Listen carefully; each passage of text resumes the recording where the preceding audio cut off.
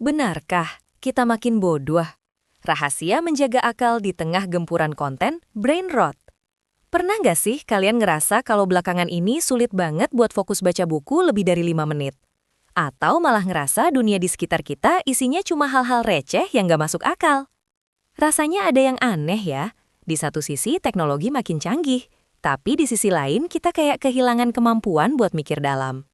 Fenomena ini sering disebut brain rot, di mana konten-konten yang kita konsumsi cuma bikin otak kita tumpul dan malas buat mencerna informasi yang lebih serius. Sebenarnya, ini bukan cuma perasaan kita aja, karena penelitian menunjukkan bahwa sejak pergantian abad, skor IQ di berbagai belahan dunia justru mulai turun setelah sebelumnya naik terus selama puluhan tahun. Kita kayak lagi ngadepin krisis kecerdasan yang pelan tapi pasti. Dan kalau kita nggak sadar dari sekarang, kita bisa terjebak dalam arus kebodohan massal yang membahayakan masa depan kita sendiri. Masalahnya bukan karena kita kurang sekolah, tapi karena cara kita belajar dan memproses informasi sudah berubah total gara-gara gadget. Dulu, di tahun 2004, orang rata-rata bisa fokus di depan layar selama 2,5 menit. Tapi sekarang, cuma bertahan 47 detik sebelum akhirnya tangan kita gatal buat scrolling ke hal lain. Bayangkan, otak kita dipaksa buat pindah-pindah fokus secepat itu setiap hari. Secara spiritual, ini sebenarnya tanda kalau kita kehilangan ketenangan hati atau tumadninah dalam berpikir. Ketika kita nggak punya jeda buat merenung, kita jadi gampang kesulut emosi, gampang percaya hoax, dan kehilangan kemampuan buat melihat kebenaran yang lebih dalam di balik sebuah masalah. Penggunaan teknologi yang berlebihan, seperti ketergantungan total sama GPS atau AI, ternyata bisa bikin bagian otak kita yang namanya hipokampus jadi menyusut. Wah, keren banget ya. Teknologi makin pintar, tapi otak kita malah makin kecil. Ini peringatan serius buat kita semua. Kalau kecerdasan itu sifatnya use it or lose it. Kalau nggak dipakai, ya bakal hilang. Dalam sudut pandang yang lebih luas, menjaga ketajaman akal adalah bentuk syukur kita atas titipan yang paling berharga. Menyerahkan seluruh proses berpikir kita ke mesin atau algoritma itu, ibarat membiarkan pintu rumah terbuka lebar buat siapa saja masuk dan mengacak-acak isinya.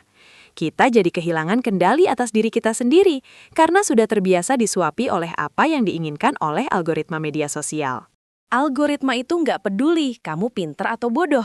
Yang penting, kamu tetap melihat layar selama mungkin. Mereka sengaja memicu rasa takut, marah, atau rasa ingin tahu yang nggak sehat supaya kita terus scrolling. Akibatnya, kita jadi generasi yang cuma bertindak berdasarkan perasaan atau gut feeling tanpa landasan logika yang kuat. Padahal, keikhlasan dalam mencari ilmu itu butuh kesabaran buat menghadapi kerumitan. Kalau kita selalu pengen yang instan dan gampang, kita nggak akan pernah sampai pada pemahaman yang hakiki. Kebodohan itu bukan sekedar nggak tahu apa-apa, tapi justru ketika kita merasa sudah tahu segalanya, padahal cuma modal nonton video singkat berdurasi 30 detik. Lalu, apa yang bisa kita lakukan supaya nggak ikut-ikutan hangus di tengah tren ini? Langkah pertamanya adalah mengambil kembali kendali atas perhatian kita. Kita perlu punya kesadaran penuh atau meta-awareness sebelum tangan kita secara otomatis membuka ponsel saat lagi bosan. Beri ruang buat otak kita beristirahat tanpa gangguan notifikasi. Jeda-jeda kecil ini sangat penting untuk memulihkan energi mental kita.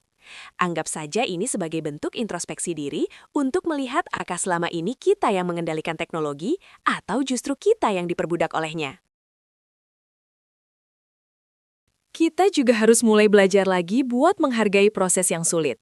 Membaca buku yang berat, mendengarkan diskusi yang panjang, atau sekedar duduk diam merenungkan ciptaan Tuhan tanpa gangguan musik atau video adalah latihan yang bagus buat otot-otak kita. Jangan takut ngerasa bodoh saat belajar hal baru, karena justru rasa itulah yang jadi motor penggerak kita buat terus berkembang. Orang yang benar-benar cerdas adalah mereka yang tahu bahwa ilmu itu luas, dan mereka selalu butuh hubungan hati kepada Sang Pencipta untuk bisa membedakan mana yang bermanfaat dan mana yang cuma sekadar sampah informasi. Masa depan kita ada di tangan kita sendiri, bukan di tangan AI atau pemilik platform media sosial. Teknologi tetap bisa jadi alat yang luar biasa kalau kita tahu cara pakainya dengan bijak.